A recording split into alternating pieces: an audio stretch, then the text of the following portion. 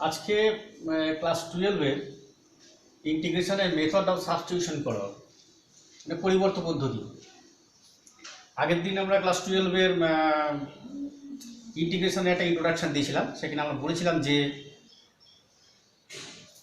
ডিফারেন্সিয়েশনের ঠিক উল্টো প্রসেসটাই হচ্ছে ইন্টিগ্রেশন। অর্থাৎ ডিফারেন্সিয়েট হলো টুকরো টুকরো করা, আর ইন্টিগ্রেশন হলো সেগুলোকে অ্যাকুমুলেট করে ইন্টিগ্রেট অর্থাৎ যোগ করে একটা জায়গায় আনা, সেটাই হলো ইন্টিগ্রেশন। সেটা মূল কথা। তো সেখানে আমরা ডিফারেন্সিয়েশনের উল্টো প্রসেস হিসেবে ইন্টিগ্রেশনকে আমরা ইন্ট্রোডাকশন দিয়েছিলাম। তাহলে আজকে আবার মেথড অফ সাবস্টিটিউশন আবার একটা ইন্টিগ্রেশন কেন শিখতে যাব? কারণ আছে। তার কারণ হচ্ছে যে আগের দিন যেগুলো আমরা শিখেছি সেখানে আমাদের স্ট্যান্ডার্ড ফর্মগুলো দেখেছি। সেগুলো কী কী ছিল? x to the power n dx, e to the power mx dx, a to the power mx dx, dx by x, sin mx dx, cos mx dx, sec mx tan x dx, cosec mx cot x dx, এইগুলো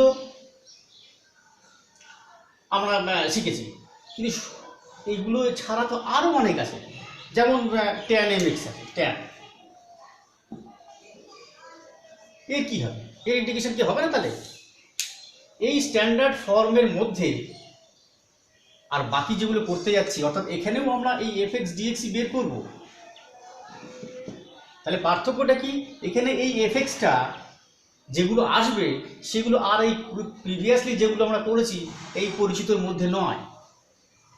সেই কারণে actually সোজা আঙুলে ঘি না উঠলে যা করতে হয় দেখাতে হয়। সেই জন্য আমাদের এই মেথড অফ সাবস্টিটিউশন প্রসেসটা আমাদের আবার শিখতে হচ্ছে, যেহেতু আমার কিছু কিছু ফাংশন আছে যাদের আমরা ইন্টিগ্রেশন করতে পারছি না। এখন যেগুলো আমরা বলেছিলাম যে এফ এক্স একটা যদি ফাংশন যার ডেরিভেটিভ হচ্ছে এফ এক্স হয়, তাহলে এফ এক্স এর ইন্টিগ্রেশন হচ্ছে F x, small F x এর ইন্টিগ্রেশন হচ্ছে এফ এক্স। এগুলোকে বলি আমরা এলিমেন্টারি ফাংশন। এই এফ এক্সগুলো সেগুলো হয় কি আমাদের স্ট্যান্ডার্ড ফর্মের মধ্যে অথবা মেথড অফ সাবস্টিটিউশনের মাধ্যমে সেটাকে স্ট্যান্ডার্ড ফর্মে এনে তারপর ইন্টিগ্রেট করতে হয়। কিন্তু কিছু কিছু ফাংশনস আছে, এগুলিকে নন এলিমেন্টারি ফাংশনস বলা হয়। যেমন ধরো দেখতে খুব নিরীহ সাইন এক্স স্কোয়ার ডিএক্স, দেখতে খুব নিরীহ, এটা ইন্ডিকেট করা মুশকিল। এখানে আমাদের এরকম আমি এমন একটা কোনো এই স্মল এফেক্টস পাবো না যে নাকি ক্যাপিটাল এফেক্টসের ডেরিভেটিভ, অর্থাৎ এখানে অ্যান্টি ডেরিভেটিভ পাওয়া মুশকিল, প্রিমিটিভ পাওয়া মুশকিল। এগুলিকে নন এলিমেন্টারি ফাংশন বলবো। আরও আছে sine x by x dx, এই নন এলিমেন্টারি ফাংশনগুলো আর আমাদের এই সমস্ত দিয়ে আর হবে না। ওগুলো আমাদের যদি ইন্টিগ্রেট করতে হয় তখন আমাদের ইনফাইনাইট সিরিজ আছে, অথবা বিভিন্ন নিউমেরিক্যাল মেথডস আছে যেগুলোর মাধ্যমে আমরা করি। সেগুলো আমাদের এখনকার বিষয় না, এগুলো হায়ার লেভেলে। এখন আমরা দেখব যে তাহলে মেথড অফ সাবস্টিটিউশনে কী করে এই আঙুলটাকে বেঁকিয়ে ঘিটাকে তোলা যায়, অর্থাৎ এই স্ট্যান্ডার্ড ফর্মে আসা যায়। কিছুই না, আমরা এই ভেরিয়েবলটাকে চেঞ্জ করব। ভেরিয়েবলটা চেঞ্জ করব করে যে ফর্মটা আসবে নতুন ভেরিয়েবল দিয়ে, সেই ভেরিয়েবল দিয়ে সেটা যেন এরকম ধরনের আমরা সাবস্টিটিউট করবো যাতে করে নাকি এরকম ধরনের প্রিভিয়াসলি যেগুলো নন এলিমেন্টারি ফাংশনস তাদের স্ট্যান্ডার্ড ফর্মে আসে, তারপরে আমরা ইন্টিগ্রেট করতে শিখব। তো এখানে ধরে নাও এটা ইজ ইকুয়ালস টু, মনে করো আই। তাহলে according to definition dI by dx, আগের দিন আমরা শিখেছি dI by dx is equals to কত হবে? DI by dx is equals to হবে এফ এক্স ইন্টিগ্রেশন করলে। এবার তুমি ধরে নিচ্ছ যে x is equal to something phi z, তাহলে dx by dz this is equals to হবে ফাই ড্যাশ জেড। এবার আমার আইকে জেডের ট্রান্সফারে নিয়ে যাচ্ছি, তাহলে dI by dz this is equals to হবে dI by dx into dx by dz. DI by dx মানে হচ্ছে যে f x, dx by dz is equals to হচ্ছে phi dash z, and this is equals to f of x মানে হচ্ছে phi z into phi dash z. di by dz is equals to this, এসব z function. তাহলে আবার according to definition I is equals to কি পাবো, উল্টোটা f of phi dash z dz. তার মানে আই ইজ ইকুয়াল ধরেছিলাম f x dx is equals to হচ্ছে f of phi z into phi dash z. অর্থাৎ হলো কি টোটাল এক্স ভেরিয়েবলটা change to a new variable z. এখন এটা তো আসলো, খুব ভালো কথা, কিন্তু এটা কি আমার আগের স্ট্যান্ডার্ড ফর্মে পড়লো? যদি পড়ে তাহলে বুঝতে হবে যে আমাদের সাবস্টিটিউশনটা x is equals to phi z এটা সাকসেস হয়েছে, নতুবা একটা উল্টো পাল্টা ধরা হয়ে গেছে। যে কোনো কিছু ধরতে পারি না, আমাদের আগের থেকেই বুঝে নিতে হবে যে এরকম অবস্থায় গেলে পরে স্ট্যান্ডার্ড ফর্মে আসবে, তবেই আমরা সেটাকে সাবস্টিটিউট করতে পারব। এখন একটু আগে যে বলছিলাম যে ফর্মগুলো আমরা করিনি, ট্যান এ ট্যান কট এই সবগুলো, সেগুলো যদি আমরা ইন্টিগ্রেট করতে যাই তাহলে আমরা কি কি করতে হবে। প্রথমেই আমরা দেখি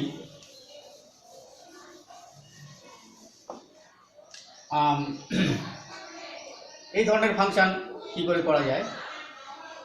সাম ax প্লাস বি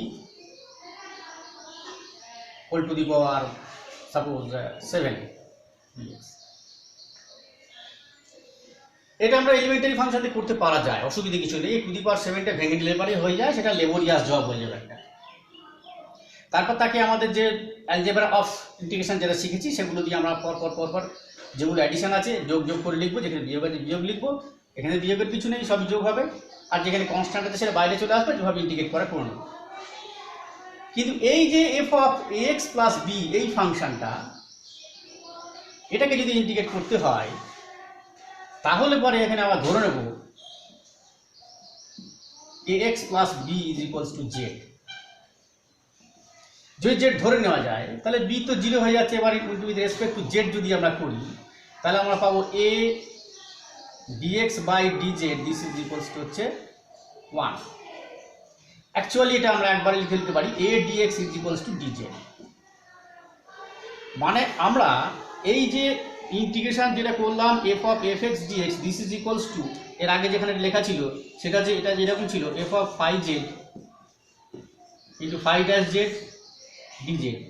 অ্যাকচুয়ালি কি হয়েছে, এক্স এর জায়গায় ফাই জেড বসেছে, অর্থাৎ x is equals to phi z যেটা আমরা সাবস্টিটিউট করেছি, আর ডিএক্স এর জায়গায় কি হয়েছে, ডিএক্স এর জায়গায় এইটা বসেছে ফাই ড্যাশ জেড ডিজেড।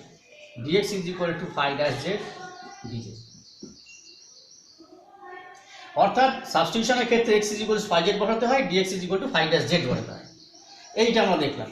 তাহলে এখানে দেখো এটাকে যদি আমরা আই দিয়ে ডিনোট করি তাহলে জিনিসটা দাঁড়াচ্ছে কি, আই ইজ ইকুয়ালস টু এখানে আমরা ধরেছিলাম জেড, তাহলে জেড টু দি পাওয়ার 7, আর ডিএক্স ইজ ইকুয়ালস টু হচ্ছে এ,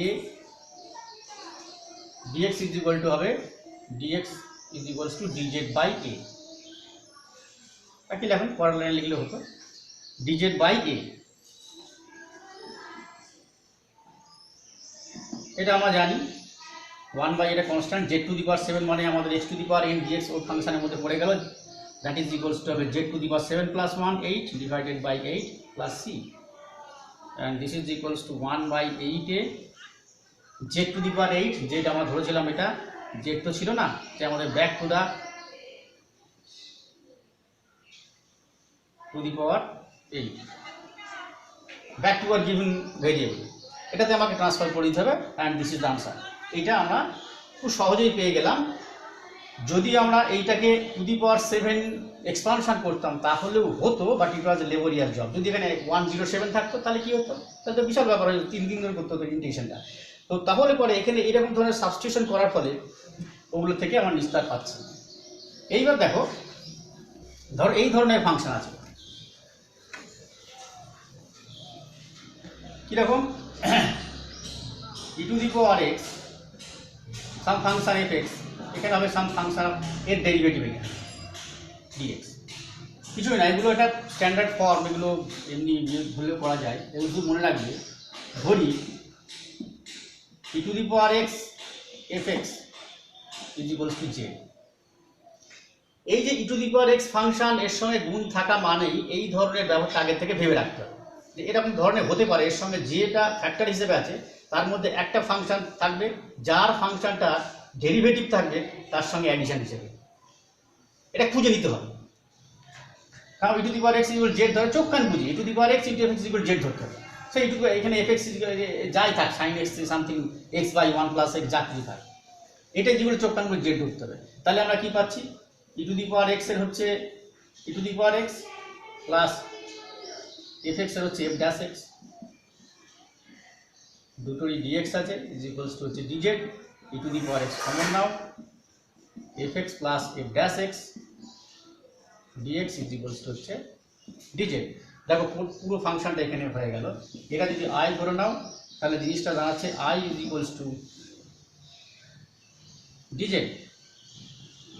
z plus c, যেটা ভ্যালু যা ধরেছিলাম e to the power x fx plus c। This is the integration of this type of function। এইবার কিছু স্ট্যান্ডার্ড ফর্ম আমরা শিখব। Standard ফর্মগুলো কেমন? স্ট্যান্ডার্ড ফর্ম হচ্ছে ধরো tan x dx, tan x dx এর ইন্টিগ্রেশন কিভাবে করব? This is equals to হবে sin x by cos x। দেখো cos x এর ডেরিভেটিভ কিন্তু মাইনাস sin x, অর্থাৎ ডিনোমিনেটরে যেটা আছে হরে যেটা আছে তার ডেরিভেটিভ হচ্ছে লব। তাহলে এটাকে আমি যদি এইভাবে করি কোনো সাবস্টিটিউট না করে, দেখো করা যায় কিনা। আমি এখানে জোর করে একটা মাইনাস নিয়ে আসছি, minus sine x cos x dx.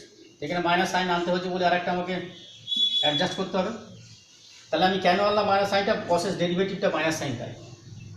And this is equals to, এটাকে আমি লিখতে পারি d of cos x divided by cos x. এটা বুঝতে পারলে? মনে মনে ধরে নেবে cos x ইকুয়াল z, ধরার কিছু নেই, এটা জাস্ট তুই পুট করলে তাহলে dz বাই z আসছে, dz বাই z। অর্থাৎ আমাদের কি ফর্ম, সরি এটা এখানে নেই, dz by z, dz by z কি হবে log of z, so this is equal to minus log of cos x। জেডটা কিন্তু মনে মনে প্লাস c, মাইনাস আছে বলে টু দি পাওয়ার মাইনাস 1 হয়ে গেল। তো লগের নিয়ম যা হয় mod of sec x plus c 1 by cos x, তাহলে sec x log of sec x plus c। এই হলো tan x এর। এবার যখন আমরা এখানে যখন দেখবো যে ইন্টিগ্রেশনের ফর্মের মধ্যে এরকম স্ট্যান্ডার্ড ফর্ম tan x এসেছে, ডাইরেক্ট আমরা এখানে বলে দেবো। যদি থাকে এরকম cot x dx, so this will be cos x by sin x,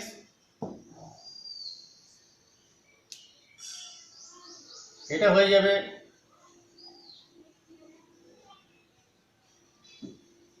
d of sin x divided by sin x, no minus sign,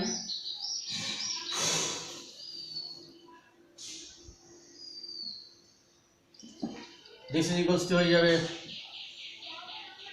log of sin x plus cot x এর integration পেলাম log of mod sin x plus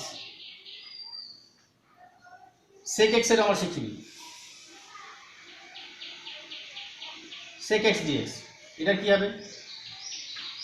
দেখো sec x, এটাকে sec x plus tan x দিয়ে উপর নিচে গুণ করো,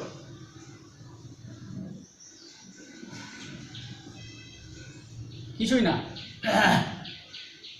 এটা কেন গুণ করলাম? নিচেরটার ডেরিভেটিভ উপরটা পাবো তাই। sec x tan x আগে লিখছি, এই গুণটা আগে করছি, plus sec square divided by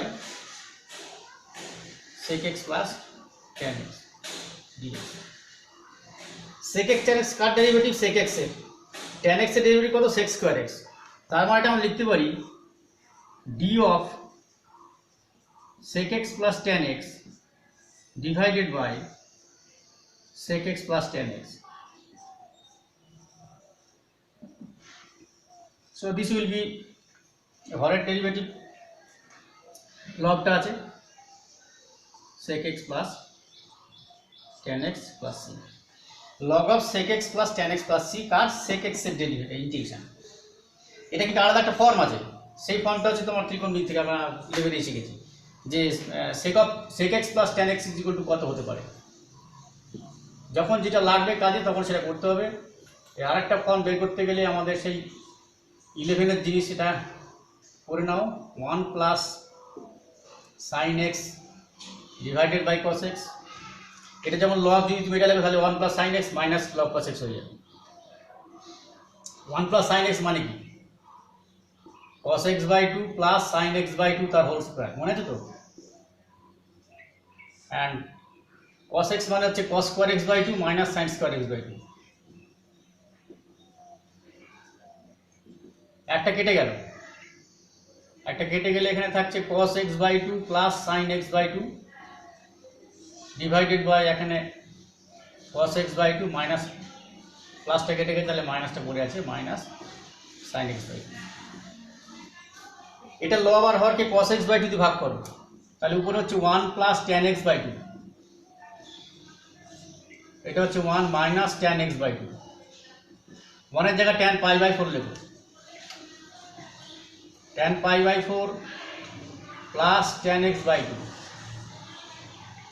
1 minus এইভাবে লিখো tan pi by 4 মানে 1, তাহলে 1 into tan x by 2, tan x by 2, this is equals to tan of pi by 4 plus x by 2।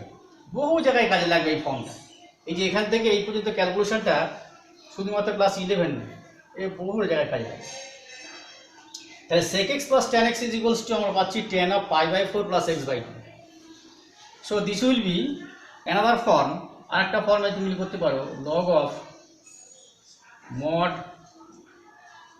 tan pi by 4 plus x by 2 plus c। এবার দেখা যাক tan হলো cot হলো sec হলো, কোসেকটা দেখা যাক। Cosec cosec x dx, this is equals to এটাও একই রকম, উপর নিচে মানে sec x plus tan x দিয়ে গুণ করেছিল, এখানে উপর নিচে cosec x minus cosec x minus cot x দিয়ে গুণ করবে divided by cosec x minus cot x dx।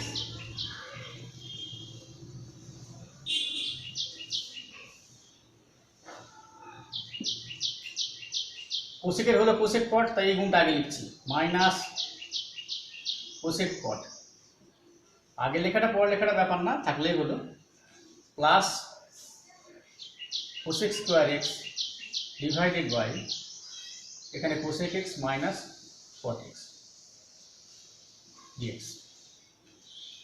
তাহলে দেখো ওইভাবেই আমরা গুণ করেছি, কারণটা হচ্ছে যে তলার ডেরিভেটিভটা উপরটা পাবো, তাই কোসেকের হচ্ছে মাইনাস কোসেক কট আর কটের হচ্ছে মাইনাস কোসেক স্কোয়ার, মাইনাসে মাইনাসে প্লাস, তার মানে this will be d of cosec x minus cot x, তলায় হচ্ছে cosec x minus cot x. একই রকম dx by x or dz by z, this will be log of cosec x minus cot x plus c। একই রকম এই cosec x minus cot x এর cosec x minus cot x এর একটা এরকম ইন্টিগ্রেশনের ফর্ম আছে, সেটা কেমন এটাও লাগবে এখানে করো। cosec x minus cot x, this is equals to 1 by sin x minus cos by sin x, 1 minus cos x by sin x, 1 minus cos x মানে 2 sin square x by 2, আর এটা হচ্ছে 2 sin x by 2 cos x by 2। একটা sign কেটে গেল, 2 কেটে গেল, তাহলে this is equals হচ্ছে tan x by 2। cosec x minus cot x equal tan x by 2, এটা বহু জায়গায় কাজে লাগবে, not only in class 11, 12 and for higher level. So this will be equals to another form, যখন যেটা কাজে লাগবে তখন সেটা লেখাতে হবে tan x by 2 plus c। এইগুলো হলো আমাদের মেথড অফ সাবস্টিটিউশনের নতুন কিছু স্ট্যান্ডার্ড ফর্ম। এছাড়াও কি নেই, আরও আছে। যত এগোবে ইন্টিগ্রেশন তত আরও নতুন নতুন এলিমেন্টারি ফাংশনের মধ্যে নতুন নতুন চ্যাপ্টার্স আসবে। এরপরে ইন্টিগ্রেশন বাই পার্টস আছে, মেথড অফ সাবস্টিটিউশনে আরও কতগুলো একটু জটিল যখন ফাংশনস থাকবে তখন তাদের কীভাবে করতে হবে। তারপরে থাকবে মেথড অফ পার্সিয়াল ফ্র্যাকশনস, এসবগুলো ইন্টিগ্রেশনের ইনডিফিনিট ইন্টিগ্রেশনেরই অংশ। আজকে তাহলে মেথড অফ সাবস্টিটিউশন, আশা করি আগের দিনের যে ইন্ট্রোডাকশন যেটা করেছিলাম ইন্ট্রোডাকশন, সেই চ্যাপ্টারটা শেষ হয়ে গেছে। যদি কোনো প্রশ্ন থাকে আবার আমাকে জিজ্ঞেস করবে। আর এই মেথড অফ সাবস্টিটিউশনের যে সমস্ত অঙ্কগুলো আছে সেগুলো করবে, বেশি করে দেখবে, উদাহরণগুলো করে দেওয়া সেগুলো খাতায় করবে, না দেখে নেবে। আর যদি কোনো মনে প্রশ্ন থাকে তাহলে আমাকে জিজ্ঞেস করবে। আমি ঠিক পরের দিন এর পরের চ্যাপ্টার ধরবো মেথড অফ সাবস্টিটিউশনের আরেকটা, সেইটা। আজকে